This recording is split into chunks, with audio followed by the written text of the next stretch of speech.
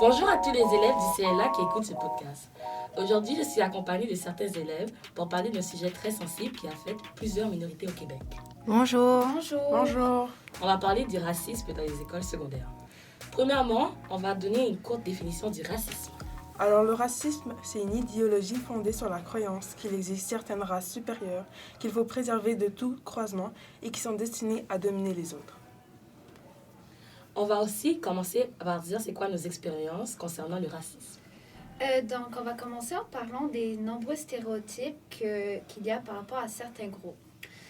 Donc, si je peux me permettre, on pourrait commencer par parler des gens asiatiques parce que j'ai l'impression que depuis la COVID-19, c'est un sujet qui est très... qui surface chez les gens. Donc, il y a beaucoup de gens qui disent que nécessairement t'es asiatique, t'as la COVID.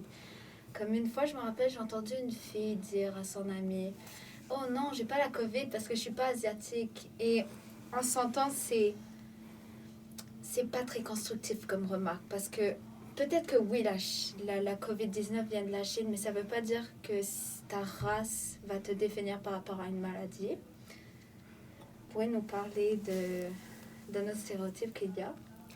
Eh bien, il y a aussi plusieurs stéréotypes en plus avec les Asiatiques qui parlent comme « Ah, ça peut être positif pour certains, mais ça peut être aussi...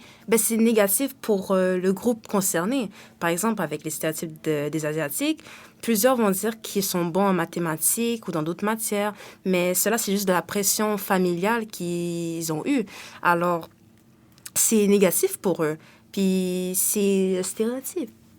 Alors, aussi, ça met aussi pression sur la communauté asiatique pour performer pour avoir une meilleure performance comparée aux non-asiatiques.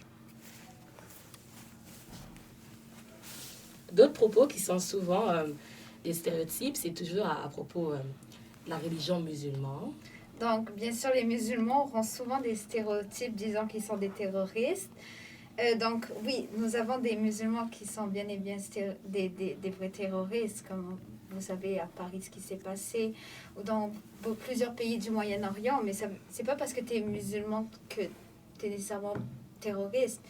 Comme il y a plusieurs gens d'autres ethnies, d'autres religions qui ont fait des attentats comme ce qui s'est passé dans une mosquée ici au Canada ou encore au concert d'Ariana Grande.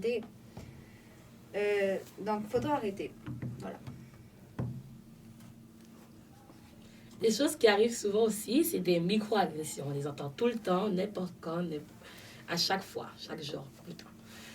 Les micro-agressions, c'est des commentaires déplacés à propos de la race ou la religion de quelqu'un et c'est pas très gentil.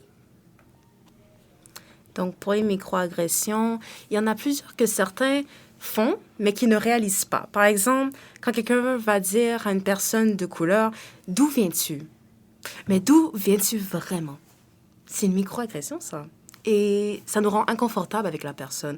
Ou aussi, quand quelqu'un va faire un acte raciste, par exemple, ils vont dire « Oh, je ne suis pas raciste. J'ai des amis noirs, j'ai des amis asiatiques, j'ai des amis arabes. » C'est un stéréotype, c'est une microagression, ça se fait pas. Aussi, il y a des gens qui disent mon ami m'a donné un pass pour dire certains mots.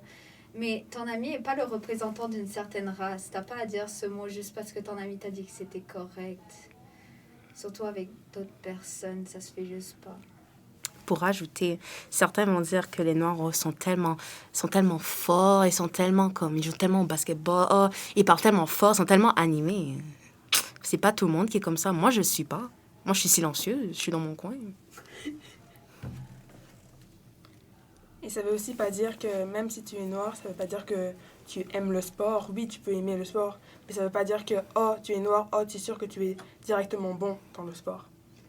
Et honnêtement, j'ai l'impression que souvent les gens veulent pas faire du mal en disant certains stéréotypes et s'en rendent pas compte parce qu'ils peuvent penser que c'est correct ou que c'est pas nécessairement négatif. Mais c'est juste que en général, ça affecte les groupes parce qu'ils ont l'impression qu'ils ont quelque chose à prouver. Donc, si tu es quelqu'un qui fait souvent des remarques assez stéréotypées, il faudra arrêter. De plus, si je peux rajouter, par exemple, moi, j'étais déjà mise sous pression pour jouer comme à des jeux quote-unquote fait pour les Noirs, vous voyez, comme le basketball, le volleyball, l'athlétisme, justement parce que je cours vite ou parce que ça... non, T'es noir. c'est ça, parce que je suis noire. Mais moi, je suis juste pas ça. Moi, je cours pas vite, je peux pas sauter vite, j'arrive même pas à tirer mon ballon dans le panier. Là. Et aussi, il y a les cheveux. Ça veut pas dire que, par exemple, si tu te fais un afro et c'est pas le moment peut-être qu'on te mette des crayons dans les cheveux ou oh tes cheveux ça ressemble à un mouton ou à une moquette ou n'importe quoi, ça sert à rien de comparer les cheveux des personnes noires à quelque chose d'autre. Et aussi, si comme tu te fais un afro, ça sert à rien de dire oh je vois rien derrière ou des trucs dans le genre. Si je peux encore rajouter. Depuis certains temps, je vois aussi des blagues de brutalité policière sur les cas de, par exemple, George Floyd et de Breonna Taylor. Par exemple, l'année passée, j'avais vu sur des sites Internet des costumes représentant les vêtements de Breonna Taylor quand elle était morte par les policiers qui sont arrivés chez elle. Et je vois pas qu'est-ce qui est humain dans ça parce que ça, c'est un monstre qui fait ça. Comment tu vas faire des vêtements qui sont un costume pour une personne qui a été morte par injustice, ça se fait pas. Le pire, c'est que les gens vont souvent dire que c'est juste une blague, mais ce que vous appelez une blague a tué plusieurs personnes. Et il y a plusieurs films que vous pouvez voir, vous pouvez vous informer, mais il y en a qui disent qu'ils l'ont sûrement cherché pour que la police les tue, etc. Mais c'est la police qui a peur pour rien. Parce qu'ils vont souvent, encore une fois, eux, ils vont utiliser les stéréotypes.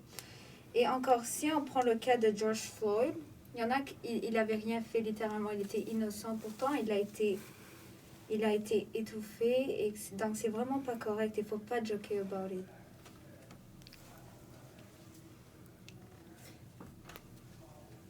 Le pire, c'est que quand il dit ce genre de choses, il dit jamais à propos des gens qui sont dans les cas supérieurs. C'est toujours les minorités.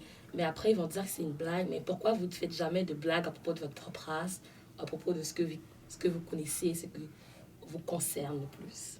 Et en plus, la société change. Quand tu veux faire des blagues, il faut un peu t'ajuster. Tu n'as pas besoin de toujours prendre des groupes minoritaires comme victimes, que ce soit les femmes, certaines races, certaines religions. Il faut juste arrêter, tout le monde. Je pense que des fois, ils font ça parce qu'ils ne veulent pas être dans la place des gens qui sont dans la pire position. Donc, ils essayent de faire des gens en dessous d'eux pour qu'ils ne sont pas pires. Pour qu'ils sont plus in power, genre. Ouais, ils veulent plus de pouvoir. Ils ne veulent pas être en bas de l'échelle sociale. Donc, vraiment, tout ce qu'on... en arrêtant les microagressions et le racisme en tant que tel, il faut juste avoir la paix et de l'amour dans le monde. Et nous voulons voir un changement dans plusieurs écoles secondaires et partout. Nous voulons que ces choses qu'on entend tout le temps et qu'on ne dit jamais rien à propos arrêtent et que ça continue plus. Merci. Merci.